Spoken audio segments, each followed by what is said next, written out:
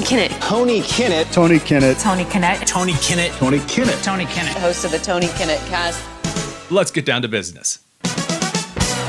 You're listening to the Tony Kinnett Cast on 93 WYPC. WCYTV. Here on the Daily 60. Well, I hope you're ready for just one heck of a show, because that's what we've got for you this evening. America, the United States of, the only one that matters, the Estados Unidos, not very, very important at all. And then, of course, the Canadian provinces and their sham of a country, they're not important. The American people, the United States of America, are indeed preparing for a second golden age due to things getting ready to happen to the public sector, that being President-elect Donald Trump getting ready to reassume the role of President of the United States. And then, of course, in the private sector, led by a crew ready for deregulation, the moderation of a lot of different things, as well as the politics of those who are perhaps on the left side of the private sector, like in big tech, as well as the entrepreneurship and the innovation led by guys like Elon Musk. We'll get to that in a couple of minutes. Up first, though, Donald Trump's nominations are gaining steam. Now, we do have some new nominations up for you. Congressman Dan Bishop from North Carolina, Trump is nominating to be the Deputy Director for Budget at the Office of Management and Budget. Dan Bishop, congressman who's really got a great head on his shoulder for various economic policies. He was in, I believe, the Judiciary and Homeland Security Committee, basically a guy that knows a lot about deregulation in the House of Representatives. Also, Mark Metter to be a commissioner on the Federal Trade Commission. I like Mark Metter a lot. I think he's a really good pick for that. Andrew N. Ferguson, that would be previously and I want to make sure that I get this right. He recently served as the Solicitor General for the Commonwealth of Virginia. He has been picked as Trump's nominee for the next chair of the Federal Trade Commission. And Andrew Ferguson has taken a really big stand against censorship from big tech. So when it comes to a Federal Trade Commission position, an individual who might be able to levy some kind of a threat of, look, if you're acting as a censor on an open platform, then that could be considered a type of monopolization.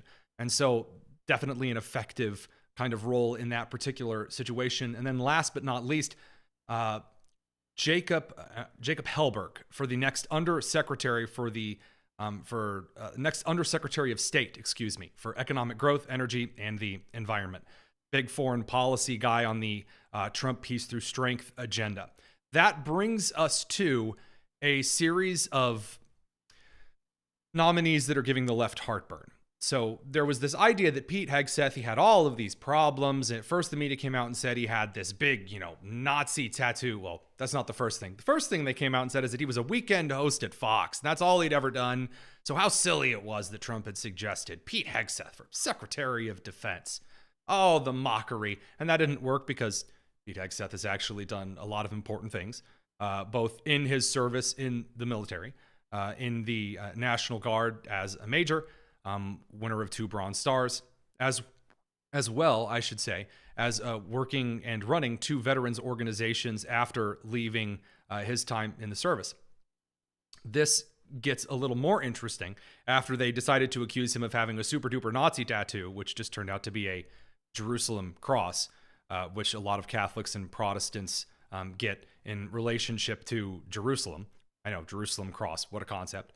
Then after that failed to take down Pete Hegseth, they came out with the bold, brand new, never before seen smear that actually he's a serial rapist and he went around just raping women left and right. Oh my gosh, crazy. And then that turned out to be a load of garbage.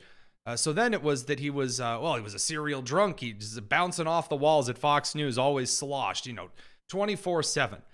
And they tried to say that anytime Pete Hegseth had anything to drink at all, that was evidence that he was a raging alcoholic. Well, that wasn't true. And also, people started to pull up the footage of like Anderson Cooper at the New Year's Eve party that CNN had, in which he was so drunk he was like falling out of his chair.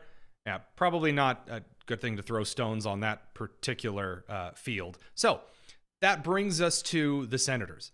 There were a field of moderate, kind of jokingly called rhino Republicans who are more to the left of the Republican Party, who were supposedly not going to vote for Pete Hegseth.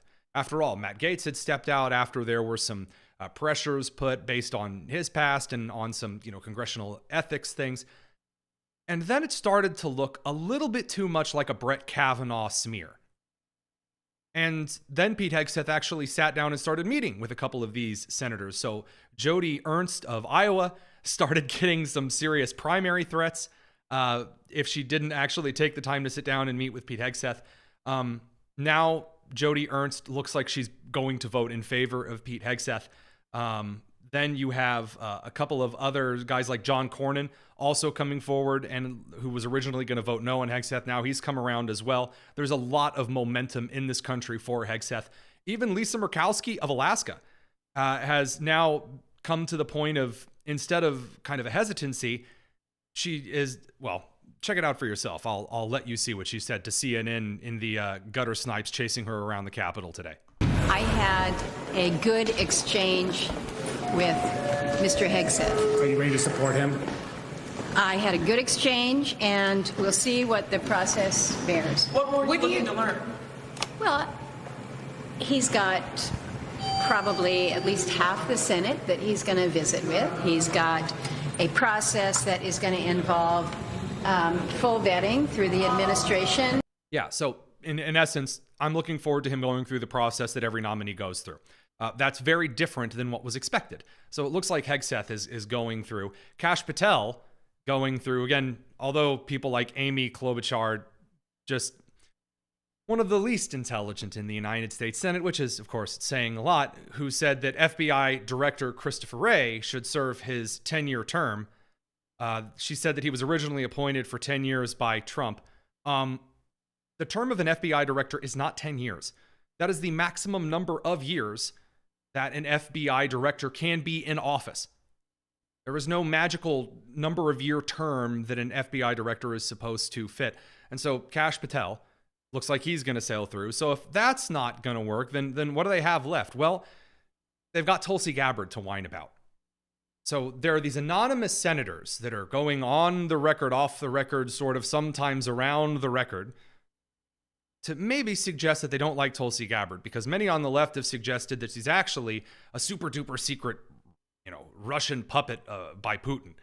Which, if you are a senator who believes that, then she needs to be investigated immediately, right? Because she's currently a decorated lieutenant colonel in the Army Reserves, who has served with distinction. So if you think that she's actually a foreign asset, we have a Senate military committee for those kinds of investigations. If you don't have anything, shut your mouth. Kind of little fun note there. And I'm not out here suggesting that the Democrats that are currently serving in the Senate are secret, Chinese puppets, other kinds of nonsense. But basically, the story of the Maury is at this moment, they're just going to keep going through the nominees until they can find someone, somewhere, somehow, to stop the momentum that Trump is continually building. Because there really is an American golden age coming in terms of the economy, in terms of immigration reform, in terms of fixing a lot of crime issues. And this has led to a lot of local governments on the Democrat side of the aisle losing their ever-loving minds. The San Francisco City Council just passed, in essence, a motion that super duper duper duper, that they added the last duper, forbids any San Franciscan official with working with immigration customs enforcement or the federal government, which does actually violate federal statutes on how immigration reform and law enforcement is to work with the federal government. You can't just completely pull the plug on anything regarding federal cooperation as a local government. There's no California law that allows their cities to do so. So not going to happen. Tom Homan's going to have some fun with that crew. On the flip side of things, not just is the public sector, but the private sector is also preparing for an American golden age. We're seeing a new wave of investments come forward on American energy. We're seeing a lot of production get ready for not just the American energy sector, but the American manufacturing sector. All of the fears about tariffs that, oh man, Trump's going to cause all of these problems here. Justin Trudeau, as well as the Mexican president, are already backing down away from the tariff. They're just giving Trump what he wants regarding immigration reform, foreign policy relative to China. China is starting to show severe problems with its aging population and civil unrest. There's civil unrest yet again in Russia, civil unrest yet again in Turkey. The EU continues to suck because the American super economy is back on the table. We're going to talk a little bit about Elon Musk later. Suffice to say, Elon Musk is in a position now where he can suggest a massive mega project like a tunnel from New York City to London, and people don't laugh like they used to. Mainly because the guy created the massive infrastructure of Starlink and is catching rockets out of the air with chopsticks. And he already owns a massive tunneling company called the Boring Company. Pretty clever.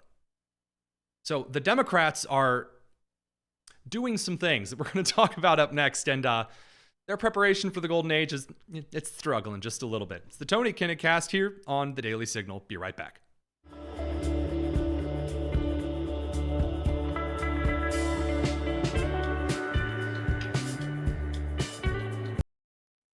The Democrats are just having a time of times, just an absolute unhappy, no good, rough time. And there's a couple of reasons for this, and I want to make this entirely clear.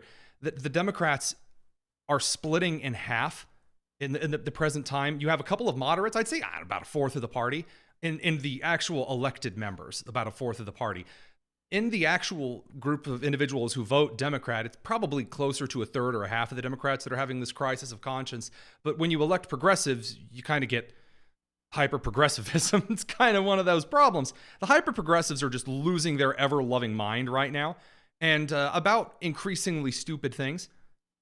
One of those things that they're losing their mind over is the arrest of Luigi Mangione, the pro-Marxist guy who had a complete mental breakdown after a bad back surgery, after he got laid off from his job, took psilocybin for, at least psilocybin probably among other things, while he was walking around in the coast of Hawaii for a year, completely cut off from his family.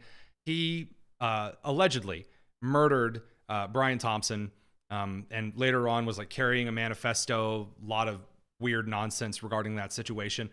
There are individuals on the left who are still cheering and praising the murder of the CEO because they're claiming that it was some divine act of justice. One of the chief of these is the insane, crazed bag of shaken up squirrels and ducks, Taylor Lorenz, who used to be a journalist for the Washington Post before she was fired.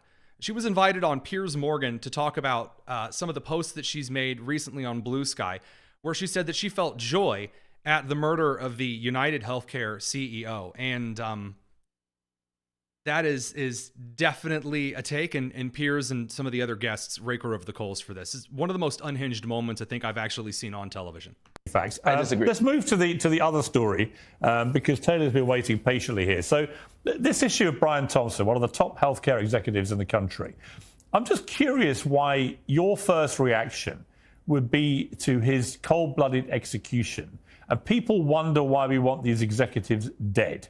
And then you later commented when people were giving you a lot of blowback, I'm not alone, you said. Healthcare executive down with party balloons was on a next post that you commented on. I want to point out really quickly that as he's describing this to her, her first reaction is to get a big grin on her face. And that's going to be important in a couple of seconds. Why would you be in such a celebratory mood about the execution of another human being? Aren't you supposed to be on the caring, sharing left where, you know, you believe in the sanctity of life? I do believe in the sanctity of life. And I think that's why I felt, along with so many other Americans, joy, unfortunately, you know, because it feels like... Seriously? I mean... Joy in a man's execution? Maybe not joy, but certainly not empathy. Okay, so she's trying to backtrack immediately because even to her, it sounds gross. To the party of loving, joyful, happy, empathy, she's out there saying, "Oh, I'm celebrating that this guy got offed, that is, you know, his wife and kids don't have a dad," all because, again, it is a cold-blooded murder. Because there is nothing that we can find that is a direct action by this guy to him, who was spurred to being upset because a back surgery went wrong. Not that insurance denied covering his back surgery, just that the back surgery, a spinal fusion, which fails most of the time, went wrong. And the reason I told you to remember her smiling is because she did get a big grin on her face. Of course she feels joy. Taylor Lorenz is a very, very sick person. And by the way, she does go on in the interview to push back and say, well, he's killed that Brian Thompson guy. He's killed like millions of people. No, he has not. He's not. That kind of Marxist idea the left is currently cheering, that somebody's status and their other like positional authority actually creates all of this passive evil that they're emanating like some kind of a radio tower. Nonsense. And by the way, on the moderate side of the Democrat Party, the last remaining shreds, again, a shock from all shocks, Senator John Fetterman is calling this out. Senator John Fetterman went on the record to say that he's the a-hole that's going to die in prison. Congrats if you want to celebrate that. A sewer is going to sewer. That's what social media is about this. So he then points out at the end, and if you've gunned someone down that you don't happen to agree with their views or the business that they're in, hey, I'm next, they're next, he's next, she's next. That's correct. That is correct. As we talked about on the show yesterday, Robespierre thought it'd be great to cut off all the heads of the French nobility and then anyone who disagreed with the French Revolution, until eventually Robespierre got his head cut off. That is how that French revolutionary style of insane mob rule, which eventually led to, by the way, the both extreme ends of the far left insane Marxist and socialist revolutions that caused mass genocide, and the third option, fascism, that ended up causing, you guessed it, genocide. That kind of mob rule indeed leans that direction. Where are the other progressives going right now? Well, they're freaking out about the same kind of racist crap that they always do. So you have Congresswoman Jasmine Crockett. Remember the crazy crack lady that we sent to Congress for no reason?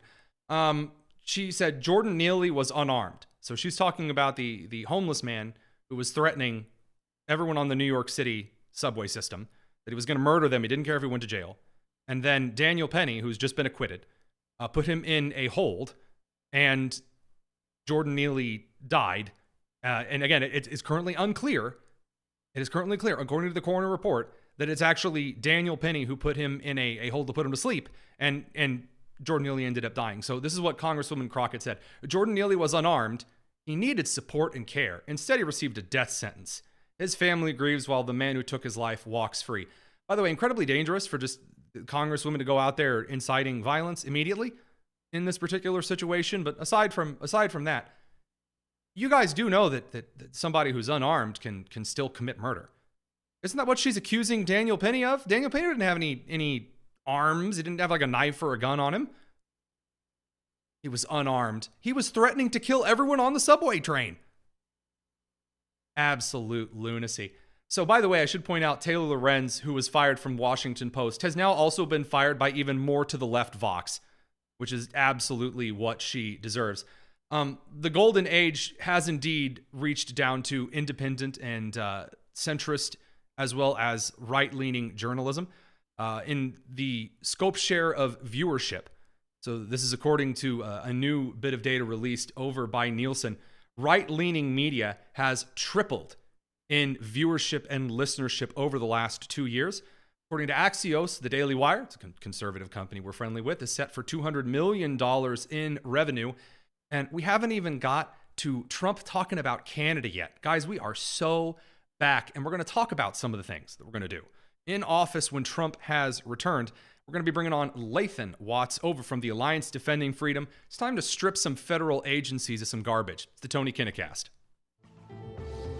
Hi, this is Federal agencies. If there's one thing we know in this life, it's that they suck. And here to talk about getting rid of some of those places that suck is Lathan Watts, the Vice President of Public Affairs over at the Alliance Defending Freedom. It's good to be with you, dude. Thanks for having me. Good to be back. So you've got in your crosshairs, or we should really say in the country's crosshairs, 3 federal agencies that you guys are saying Trump needs to take a in the middle of a home run series, just fastball down the middle swing at. What are they, and why, if one has to ask such a follow-up? Well, certainly. One of the most, I think, effective campaign commercials during this most recent cycle was the Trump ad that showed Kamala Harris supporting transgender surgeries for inmates and also for illegal immigrants and just anybody who wanted them. And it ended with the tagline, Kamala Harris is for they, them, and Donald Trump is for you. And I think that issue was really a sleeper issue in the election cycle. I think some of the exit polling showed that with a lot of different voting blocks.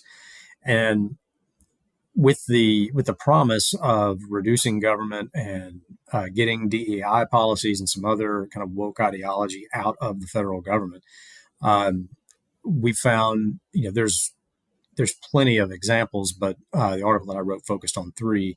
The worst of which, but not surprisingly, was at the National Institute of Health, that was funding a study through the University of Nebraska that paid teens to be matched with adult mentors without consent of their parents. Now, these are teens who are either confused about their biological sex or their identity. From Indiana, I'm getting a Kinsey Institute vibes. Yeah, exactly. And even with the best of intentions, the fact that you're keeping this from parents. I mean, the home page says you do not have to have consent of your legal guardian or parent to be a part of this program. Functioning adults would call that suspicious at the least, but anyway. So that's probably the most egregious, but just to show how it's almost in any agency you can think of, the Department of Agriculture, which administers like the 4-H program, they also have a policy that if they have counselors at 4-H camps who identify as another gender, they will be allowed to bunk with the gender they identify. And there's a parent who discovered this policy when he was considering whether or not to let his daughter attend an overnight 4-H camp, and brought it to their attention and was told that is the policy. And when asked if parents had any say in the matter or concerns about it, the reply was, well, I'll pass that up the chain. Well, come January, Donald Trump will be the top of that chain. And if they're serious about returning policy to sanity and common sense, these are easily programs that should be on the chopping block. Gotcha. So this is much less about, in this case, it's not just, going out there and saying, all right, Department of Agriculture, cut, the National Institute of Health, cut. This in this case, it's certain disturbing programs inside these agencies that just on day one, executive order, because the president is in charge of our glorious bureaucracy, that should be getting the kibosh immediatamente. Right. And just as you said, I mean, he's the head of the executive branch. These are executive branch agencies. So one would think that through his cabinet secretary and other, administrative oversight, these programs could be ended. Obviously, you would expect some political pushback, but he has the authority to do it. He is the head of the executive branch. Is there going to be a way that we find some weird federal circuit court in one of the more blue districts, as it were, that is going to swing through and file some kind of, I don't know if they can file some kind of injunction? I hear we're in the stage right now where we're kind of daydreaming, right? Like, oh, here are all the things that he can do. And then he gets into office and he does like one thing on the list of 20, and immediately there's like someone who bursts out like a jack in the box and is like, hold it right there. Section 4038 says no. Right. Well, I think any president coming into a second term, even though this one was interrupted by someone else's term, is going to learn from experience from the first term. And so I would suspect that whoever is being staffed at the top levels of the new administration's Department of Justice to be prepared for legal challenges to anything that they try to do. So, in this case, if it was ending a program in a federal agency, it would not surprise me, as you suggested, if someone found a plaintiff and filed a federal lawsuit and tried to get an injunction to stop it. But again, he's the head of the executive branch. These are executive branch agencies. And he's going to be on strong legal grounds to defend those actions. So we'll have to wait and see. I mean, are there any programs in these federal agencies that are not able to be touched by the president? Because my question is that although the president is supposed to be in charge of these executive branch agencies, Congress has established, I know all of these agencies by law, but has Congress established certain programs within these agencies by law? And if they have, does that handcuff him from actually acting towards this? Or if there's funding that goes towards this program? That's a great question, because there are so many departments and agencies and programs, and in each of them probably has certain protocols. But if Trump has, at least for the first 2 years, a Republican majority in the House and Senate, you also have the budget process. So if you produce a budget that doesn't fund any of these programs, that's another way to go at them.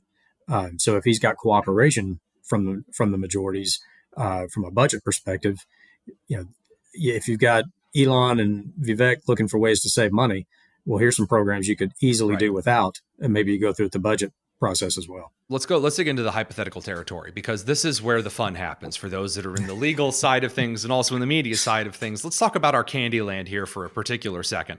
Imagine, for instance, that Trump is going to get in there and he's going to axe the DEI programs in all of these federal agencies, right? We've heard the sheep bleating about it for months. I'm pretty sure I saw Rachel Maddow's hair change color at least 4 times when grunting about it on MSNBC. But when Trump goes to say, all right, that's it, it's over, you're fired, then are we going to see some line in like the 2022 omnibus bill du jour that says this will be funded? And then people try to pull some kind of well, Congress has allotted this funding, and if you don't follow what the funding that the purse has said for these things, I mean, you can only get so far. Well, hey, I should clarify. For Republicans, you can only get so far with prosecutorial discretion. The executive does what he believes is the interpretation of that law. But Republicans don't get to do that, right? Democrats, they can do whatever they want. Republicans, they get slapped on the wrist immediately.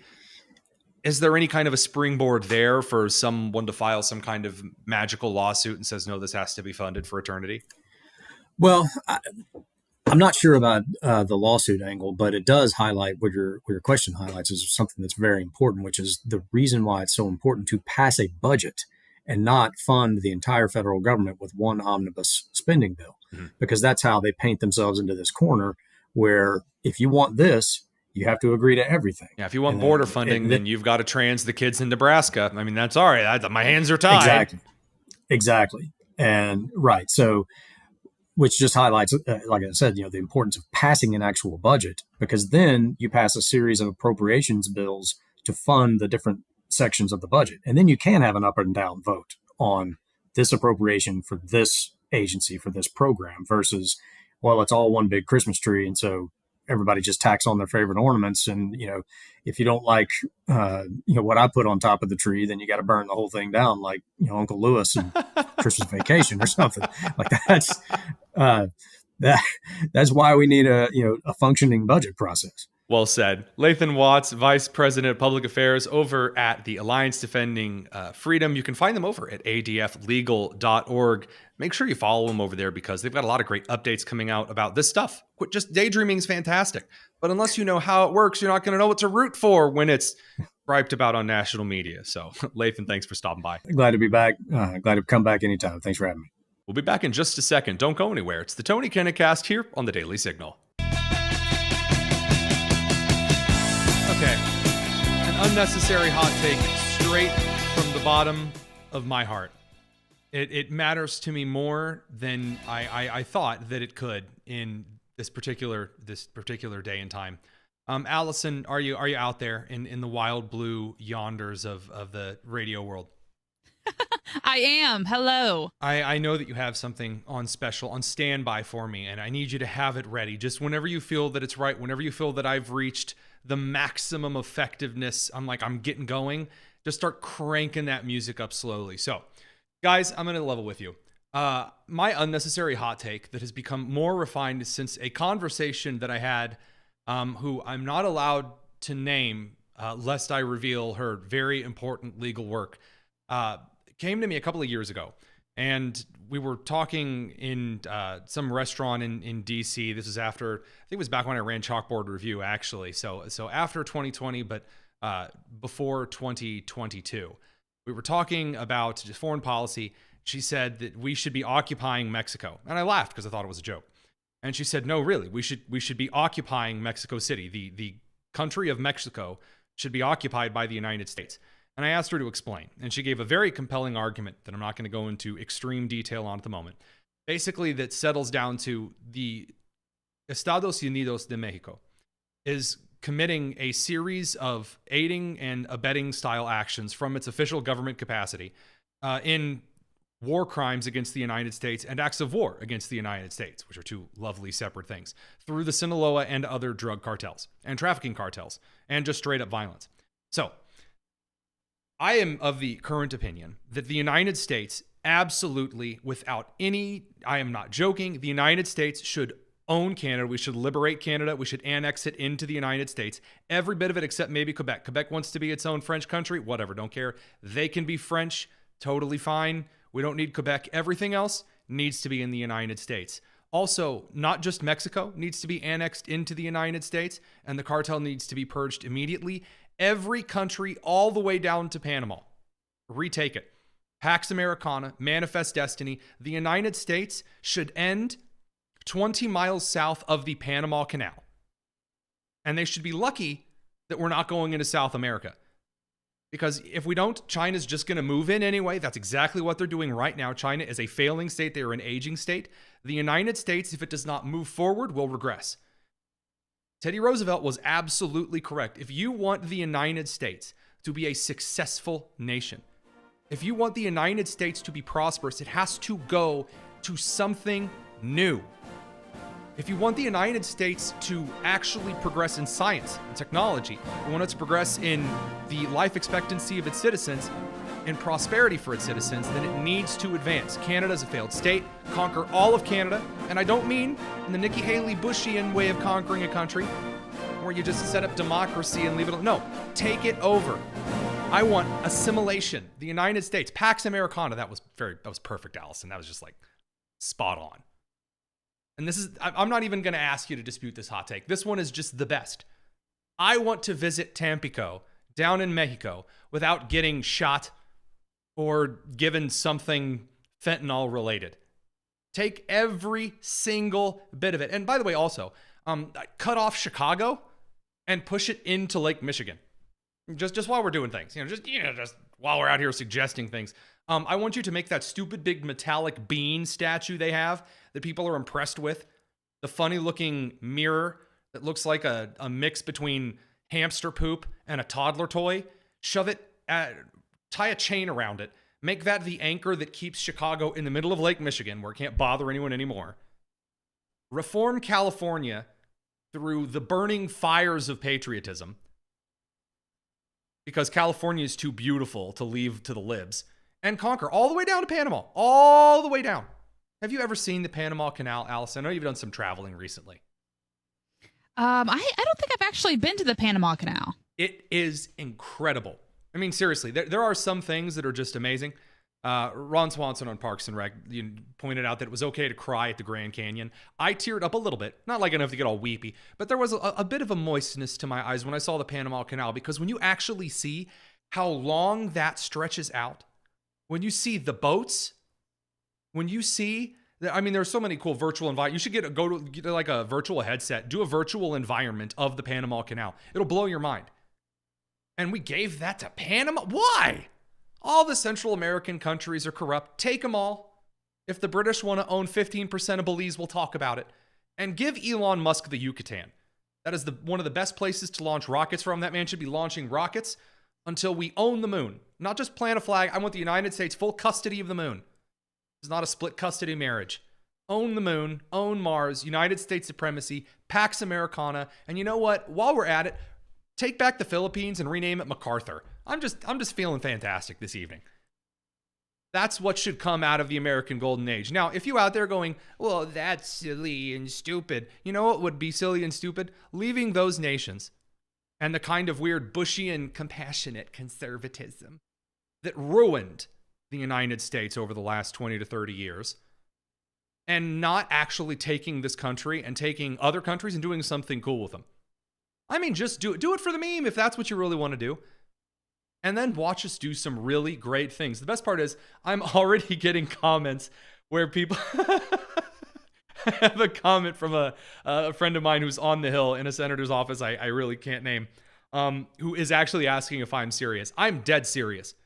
The United States should at the very least conquer Tabasco, which is a state, not just the amazing sauce, in Mexico, and Sinaloa, and Chihuahua for that matter.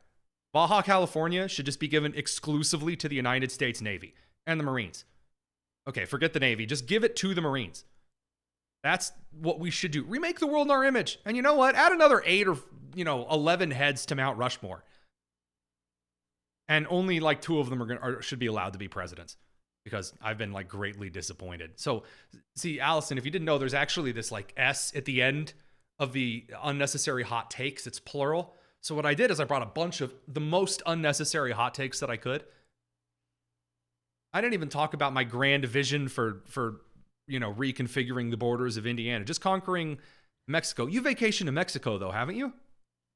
I have not been to Mexico, no. Man, I'm telling you, it's beautiful. It is beautiful. And it's being mismanaged and by this corrupt state. So if it's going to be mismanaged by a corrupt state, you know what? At least it should be our corrupt state that's managing it. You know what I'm saying?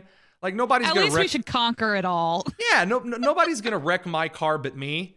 Kind of a situation. And I'm just saying, fantastic. The food is amazing. The people are indeed almost, other than the cartels, amazing. The culture, other than mañana being forever, I'll do it mañana. Other than that, fantastic. Take it, Americanize it, assimilate, expand. And, Canada, yeah, they're all right. Alberta mostly. Maybe a little bit of Manitoba. I don't know. Calgary, I think those poor people either need U-Hauls or the Lord or both. But other than that, Canada's a gorgeous place. So many great things to do and so little time.